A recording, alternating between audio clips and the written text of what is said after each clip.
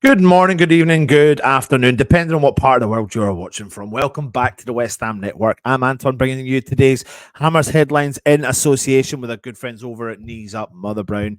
If you haven't, go across there, check out their wonderful content. KUMB.com, very reputable website, so make sure you do go across there and check them out. I'm here bringing you some of today's news. It's not a great day, is it, amongst our West Ham faithful, as we've heard some of the news coming out of the club stating, or not really coming out of the club, it's sources close to the club, it's the mainstream media, and people are suggesting that Jared Bowen will not be fit for West Ham's game against Bayer Leverkusen on Thursday evening, and some people expecting him to have a longer term layoff up to potentially 3 weeks. Now, I'm hoping that this bruised spine that we picked up against Wolves on Sunday can really be a quick recovery, quicker than what we first hoped. And now it doesn't look like he'll make that game against Leverkusen, but for the home leg, it will be vital for him to at least bounce back. And what West Ham need to do, if you haven't watched my show earlier on today, where I announced the news from Jared Bowen, is at least be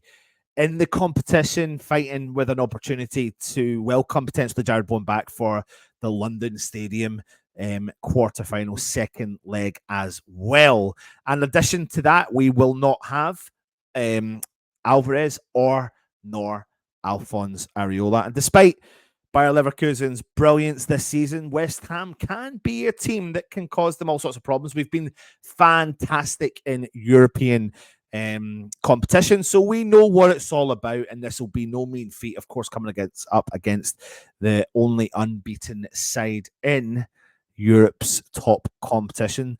However, as you can see from the title of the show, 2 more West Ham players are at risk and are walking on a tightrope, and it seems though that suspensions could be the biggest problem for West Ham as we return to London next week. That really is the last thing that West Ham fans need after the Bowen injury news did come out today. Now, 2 of our very best players this season in particular and in general are in danger of missing the second leg clash against Bayer Leverkusen. Lucas Paquetá and Emerson, ignore the title at the bottom there. I totally forgot to change it, but anyway, it doesn't matter. Paquetá and Palmieri are teething on the edge of heading into the quarterfinal clash with Leverkusen. Now, according to the UEFA, players who receive 3 yellow cards up until the completion of the quarterfinals will be suspended for 1 game. Then that resets from the semi-finals onwards. And with Paquetá and Emerson both on 2 bookings so far in the competition, a yellow card out in Germany for either of them would mean they would miss the return leg at the London Stadium.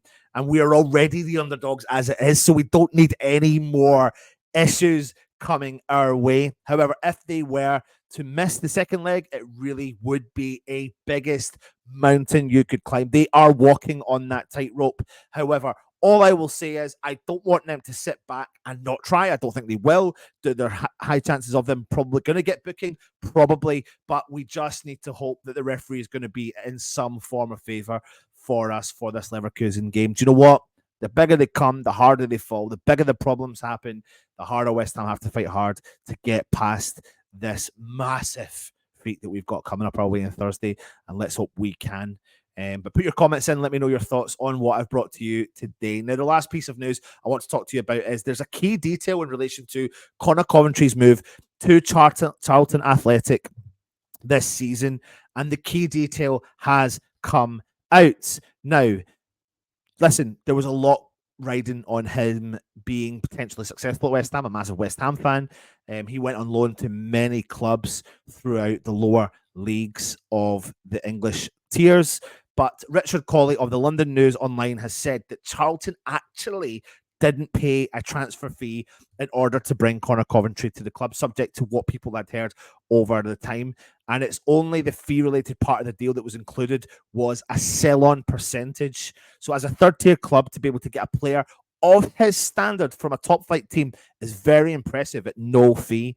But West Ham have included a clause that we had negotiated with Sheffield Wednesday because it was looking likely Conor Coventry was going to move to Sheffield Wednesday at the time. However, the deal is in place that he went to Charlton at no fee with a sell-on clause. So, you know what? Whether you like that or not, that is just the way it is. We've got a bit of money for him, probably, but the sell-on clause, maybe they feel like there is something in him that can progress at the club and move up there. But Charlton have got themselves a very good deal with bringing Conor Coventry in as well for that one. But listen, it's not the greatest of news today. It's not. We love good news at West Ham. We don't like bad news, but hey, it is what it is. We've got to move on. Just make sure you do go check out the Knees Up Mother Brown content as per usual. 9 p.m. tonight.